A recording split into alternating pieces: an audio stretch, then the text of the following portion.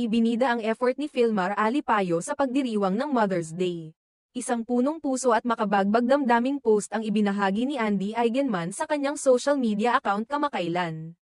Sa kanyang Instagram page, ibinahagi ng dating aktres ang ilang mga larawan na nagpapakita kung paano nila ipinagdiwang ng kanyang pamilya ang araw ng mga ina noong Linggo 11 ng Mayo. Makikita sa kanyang carousel post ang ilan sa mga sandaling tunay na nagpapatunay ng kanyang masayang buhay sa Siargao, malayo sa spotlight ng showbiz, pero puno ng pagmamahal, katahimikan, at kasiyahan kasama ang kanyang pamilya. Ayon sa caption ng post, nagdaos sila ng isang simpleng salo-salo sa paborito nilang kainan sa isla.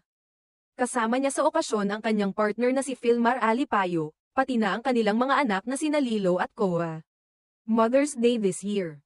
At Chupox made a reservation at our favorite restaurant at La Mere Siargao. Salamat Karajo, mahal.